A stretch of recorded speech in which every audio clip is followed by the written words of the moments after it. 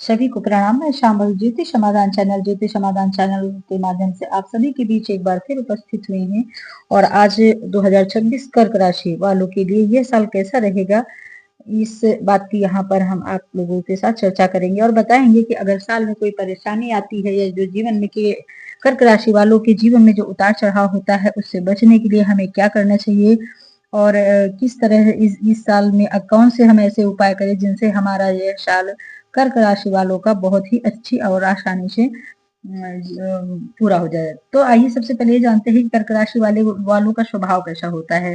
कर्क राशि जो है, कर्क राशि के स्वामी जो है चंद्रमा होते हैं सब। और चंद्रमा जो है हमारी राशि चक्र का चौथी राशि होती है। चंद्रमा जल तत्व को रिप्रेजेंट करता है। यह राशि कर्क राशि जल तत्व को रिप्रेजेंट करती है, चौथी राशि होती है। ऐसे लोग जो हैं बहुत ज्यादा भावुक होते हैं, बेहद संवेदनशील और सहज बुद्धि वाले होते हैं। आपके अंदर दूसरों का ख्याल रखने की एक स्वाभाविक प्रवृत्ति होती है। यह अपने परिवार और करीबियों को लेकर बेहद सुरक्षात्मक रहते हैं, जो अपने प्रियजनों के साथ बिताए हुए लम्हे और पारिवारिक मूल्यों को बहुत सजो के रखते हैं। आपकी कल्पना शक्ति और रचनात्मकता इतनी गहरी होती है कि जब भी किसी नए विचार की बात आती है तो आप हमेशा अलग कुछ बेहतरीन पेश करते हैं। आपके जो है मन में विचार चला करते हैं, क्योंकि ये चंद्रमा की राशि है और चंद्रमा जो है, चंद्रमा में बदलाव आया करता है, इसीलिए यह जो है इनके मूड स्विंग से चेंज हुआ करते हैं और ये बहुत ही ओवर थिंकिंग, बहुत ही काल्पनिक दुनिया में रहते हैं। वैसे तो इन पर आसानी से आप भरोसा कर सकते हैं, लेकिन ये केकड़ा होता है। केकड़ा मतलब अगर ये किसी के साथ जुड़ते हैं तो उसको जीवन भर निभाते हैं और इन पर भरोसा रखा जा सकता है। लेकिन इनसे जो जुड़ने वाले लोग होते हैं वो अक्सर करके इनको धोखा दे करके चले जाते हैं, क्योंकि ये भावनात्मक हृदय से जुड़ते हैं।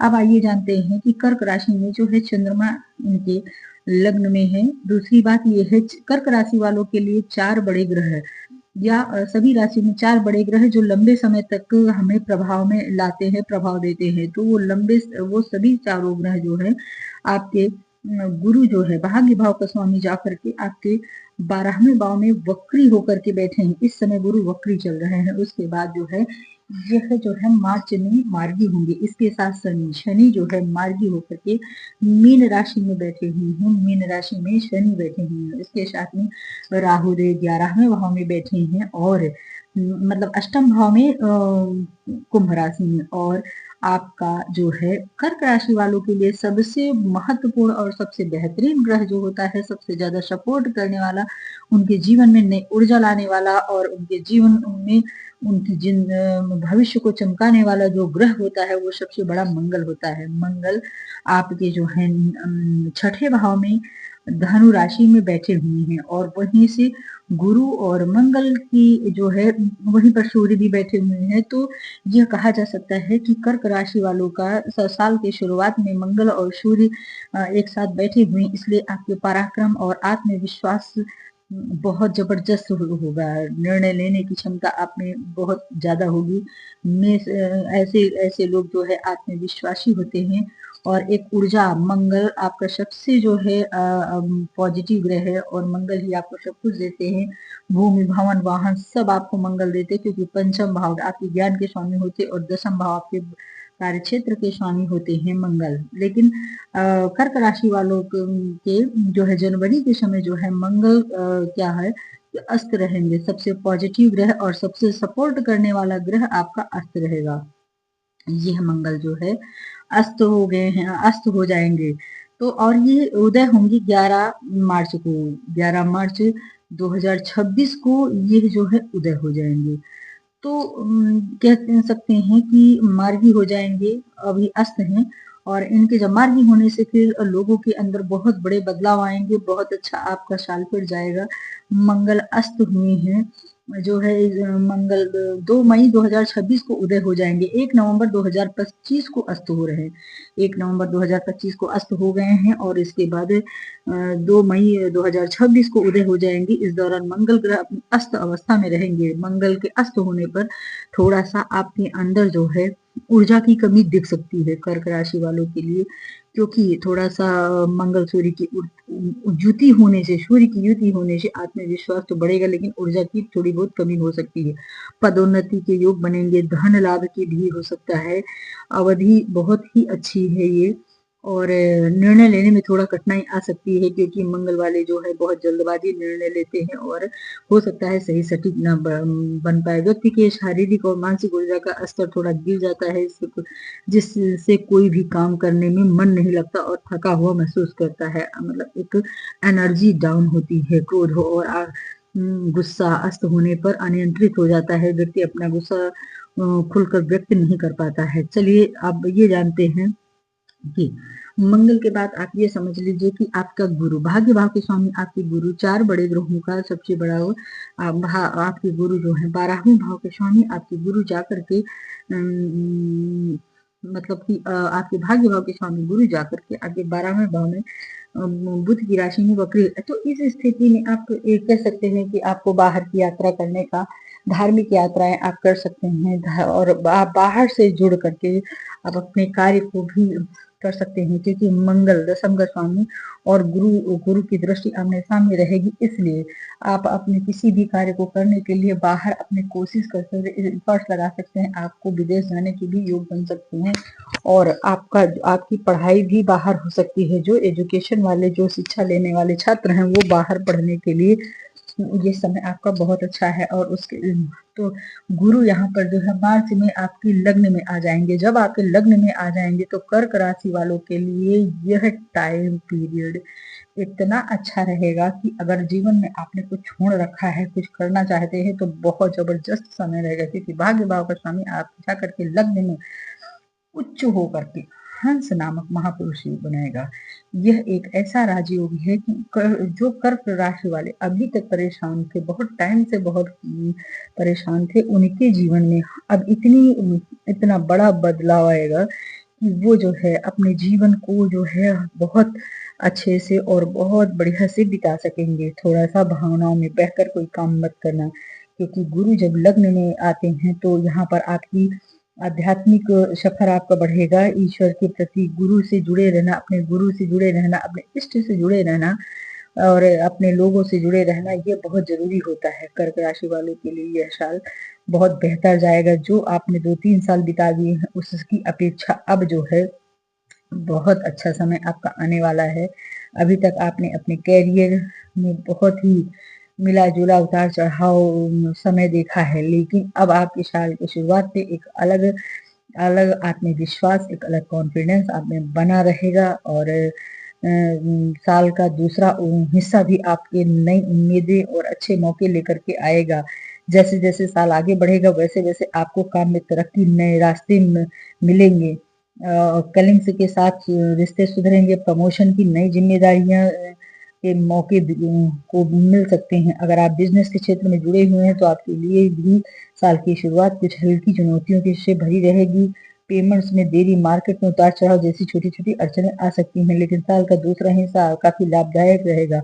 मुनाफा बढ़ेगा, आपको अच्छे अवसर मिलेंगे, कार्य करने के बहुत बहुत अच्छे अवसर मिलेंगे। विद्यार्थियों के लिए यह साल थोड़ा मेहनत करके फोकस करने वाला है। खासकर जो विद्यार्थी प्रतियोगी परीक्षाओं की तैयारी में लगे हुए हैं, उन्हें पढ़ाई में पूरी तरह मन लगाना होगा। बीच बीच में मन भटक रहा है, इसलिए छोटे छोटे ब्रेक लेते रहना फायदेमंद है। अपने आप को मेडिटेशन आपको जरूर करना चाहिए, जिससे आपका जो जो निर्णय की क्षमता होगी वो बहुत अच्छी बनेगी। यह जो है विद्यार्थियों के लिए है। आपके जो है कर्क राशि वालों के लिए जो है आर्थिक मामले में भी बहुत सुधार आएगा। थोड़ा संभल कर चलना चाहिए। अगर आप लंबे समय तक आर्थिक रूप से सुरक्षित रहना चाहते हैं तो शुरू से ही सोच समझ कर खर्च करने की आदत डालनी होगी। कर्क राशि वाले जो है साल की शुरुआत में आपकी फाइनेंशियल स्थिति ठीक ठाक रहेगी। कुछ मौके खर्चा जरूर बढ़ सकता है, लेकिन संतुलन बना रहेगा। नौकरी पेशा लोगों के लिए अच्छी खबर ये है कि साल के दौरान सैलरी बढ़ोतरी, प्रमोशन और बोनस मिलने की संभावना रहेगी। लेकिन अगर आपने लग्जरी चीजों पर बेवजह खर्च कर दिया तो बजट गड़बड़ा सकता है। साल के दूसरे हिस्से में पैसे की स्थिति बेहतर होने लगेगी। आपको फाइनेंशियल लाभ के नए मौके मिल सकते हैं और आपकी आर्थिक सुरक्षा भी पहले से मजबूत होगी। ऐसे में सेविंग्स और सेविंग्स आप अपनी आमदनी बढ़ेगी, जिससे सेविंग्स आपकी बहुत अच्छी होगी। इसलिए कर्क राशि वालों के लिए यह साल बहुत बहुत अच्छा जाएगा। और जो आपने समय गुजारा उससे हट करके घर के माहौल में भावनात्मक दूरी, कुछ असहमति जैसी स्थितियां प्रकट, खासतौर पे माँ के साथ किसी महिला सदस्य से थोड़ी खटपट होने की संभावना है। हालांकि जैसे जैसे साल आगे बढ़ेगा चीजें धीरे धीरे ठीक होने लगेंगी। साल का दूसरा हिस्सा बहुत ही अच्छा जाएगा। और शादीशुदा लोग संतान की योजना बना रहे हैं तो उनके लिए ये साल बहुत बेहतरीन है। अगर आप संतान की वो बना रहे हैं, योजना बना रहे हैं, तो आपके लिए ये साल इतना अच्छा है कि अगर इस समय अगर संतान के लिए आपने इस समय अगर सोचा तो वह बच्चा आप भविष्य में बहुत बहुत अच्छा और बहुत ही समझदार, बहुत ही योग्य निकलेगा। क्योंकि ये समय जो है बहुत ही अच्छा है। गुरु आपके सबसे पहले लग्न में रहेंगे, लग्न के बाद जो है धार्मिक, सबसे बड़ी बात आपके लिए हम ये कहना चाहेंगे कि ईश्वर से जुड़े रहना। अपने धार्मिक ओम नमो भगवते वासुदेवाय नमः के मंत्र आप जरूर करते रहना। इससे आपके जीवन में बहुत सारी जो दिक्कतें आ रही हैं वो सारी दिक्कतें दूर हो करके अच्छी जाएंगी। अगर जो लोग संतान की योजना बनाए उनके साथ शुभ संकेत है और आपका स्वास्थ्य और बच्चे के लिहाज से बहुत अच्छा है। अगर देखा जाए तो फिर इसके बाद आपकी राशि में दूसरा बड़ा ग्रह आता है राहु। राहु आपकी जो है अष्टम भाव में कुंभ राशि में बैठे हुए हैं। वैसे तो राहु आपके लिए पॉजिटिव नहीं होते हैं, क्योंकि कर्क राशि के लिए राहु जो है लग्न, राहु जो है लग्नेश का मित्र नहीं, कर्क राशि के मित्र नहीं, चंद्रमा के मित्र नहीं। इसलिए राहु थोड़ी सी मुश्किलें आपको दे सकते हैं। लेकिन इसमें इसमें आपको जो है जब आप विष्णु भगवान से जुड़े रहेंगे, ओम नमो भगवते वासुदेवाय नमः मंत्र करते रहेंगे, और विष्णु भगवान की ऐसी मूर्ति, ऐसा फोटो आप अपने घर में रखिए जिसमें चक्र लिए हो, और अगर आप उस वो ध्यान से देखेंगे तो आप जो है राहु आपका कुछ नहीं करेगा। फिर राहु आपके लिए पॉजिटिव रोल बन जाएंगे। इससे आप रिसर्च कर सकते हो, किसी किसी पूजा पाठ तंत्र विद्या में भी मन लग सकता है। जो लोग बड़ी अवस्था के हैं उसके इसके लेकिन भगवान विष्णु की शरण में रहिएगा। जिससे हो सके तो आप विष्णु सहस्त्र नाम करिएगा। कर्क राशि वालों के लिए विष्णु सहस्त्र नाम जो है बहुत ही बड़ा रामबाण है। अगर आप ऐसा करते हैं पूरे साल तो आपको किसी भी तरह की कोई जीवन में परेशानी आएगी नहीं। आर्थिक, सामाजिक, राजनीतिक या मानसिक, शारीरिक, अगर आप केवल केवल आप जो है कर्क राशि वाले केवल आप अगर विष्णु सहस्त्र नाम करते हैं तो आपके वैवाहिक जीवन, सामाजिक जीवन, सभी हर तरह की जीवन में आपको बहुत अच्छे अच्छे रिजल्ट मिलेंगे। अब आइए जानते हैं शनि। शनि जैसा कि आपके सप्तम और अष्टम भाव के स्वामी जा करके आपके भाग्य भाव में बैठे हैं, और जहां पर बैठे हैं वहां से उनके गुरु की और उनकी जनवरी के समय में 4 और 10 की स्थिति बन रही है। ऐसी ऐसी स्थिति में ये कह सकते हैं कि यह शनि आपके लिए बहुत अच्छा करेंगे, क्योंकि शनि यहीं पर रहने वाले हैं। राहु भी साल तक इसी में रहेगा, शनि भी यहीं रहेंगे, और गुरु में परिवर्तन आएगा। गुरु पहले जो है लग्न में आएंगे, फिर आपके दूसरे भाव में जाएंगे, वहां से आपकी आर्थिक स्थिति बहुत सुधरेगी अक्टूबर के महीने में। उससे पहले जो है कर्क राशि वालों के लिए यह महत्वपूर्ण है कि जो शनि आपके हैं, शनि साल के आपके इसी भाग्य भाव में रहेंगे। यहाँ पर हो सकता है आप भाग्य में यात्राएं आपको करने को मिल जाए, और आप अपनी पत्नी से, आपको अगर पत्नी है तो पति से, पति है तो पत्नी से आपको बहुत सपोर्ट मिल सकता है। उनकी वजह से आपका भाग्य चमक सकता है। इसलिए कर्क राशि वाले जो है अपने पार्टनर का ध्यान देते हुए जीवन में आगे बढ़ें। कोई चिंता करने की बात नहीं है। जो आपके साल का दूसरा हिस्सा, नई उम्मीदें, नए मौके, अच्छे अच्छे तरक्की के नए रास्ते मिलेंगे आपको। कर्क राशि वालों, जो अभी तक आपने समय बिताया है उस समय से बेहतर अब आपका समय जाएगा। बढ़ोतरी जीवन में मिलेगी। आपका जो है जो स्टार्टअप है उसके लिए साल का दूसरा हिस्सा ज्यादा फायदेमंद रहेगा। कुछ अगर शुरू करना चाहते, कुछ पेंडिंग है तो वो भी करिए। इस दौरान आपको फंडिंग्स मिलने के अच्छे चांस बन रहे हैं। फंडिंग और बिजनेस के अगले स्तर पर ले जाने के मौके भी बहुत अच्छे आएंगे जो बिजनेस करना चाहते हैं। इसलिए अगर आप हाँ कर्क राशि वाले अगर स्वास्थ्य के लिहाज से देखें तो समय आपका अच्छा जाएगा। देखिए राहु दूसरे भाव में आपके केतु रहेंगे, तो यहाँ पर ये स्थिति बन सकती है दूसरे भाव में केतु रहने से कि आपके परिवार में थोड़ा सा परिवार में मन मुटाव की स्थिति बन सकती है। तो यहाँ पर थोड़ा सा ध्यान देना कि और हाँ सेविंग में थोड़ा सा दिक्कतें आ सकती हैं, असंतुलन हो सकता है। लेकिन जब आप शुरुआत से ही अपना बजट बना करके और अपनी जो है रेमेडी करके चलेंगे तो आपको कोई दिक्कत नहीं आने वाली है। आपको पूरे साल कर्क राशि वालों पूरे साल आपको पहले यूट्यूब में लगा करके आप विष्णु सहस्त्र नाम जरूर सुनिए। आपके जीवन में दिन दुना रात चौगुना आपको तरक्की करनी है तो आप विष्णु सहस्त्र नाम जरूर सुनिए। ओम नमो भगवते वासुदेवाय नमः का मंत्र आप बिल्कुल करिए, इसमें कोई संशय नहीं। तीसरी चीज मंगल आपके सबसे कारक ग्रह हैं, इसलिए आप जो है लाल टीका लगाइए, हाथ में कलावा बांधिए और हाथ में कलावा जरूर 8-8 दिन में बदल दीजिए और उसे जो है आप किसी गमले में रख दीजिए, कहीं रख दीजिए। वैवाहिक जीवन में प्रेम बढ़ाने के लिए रोज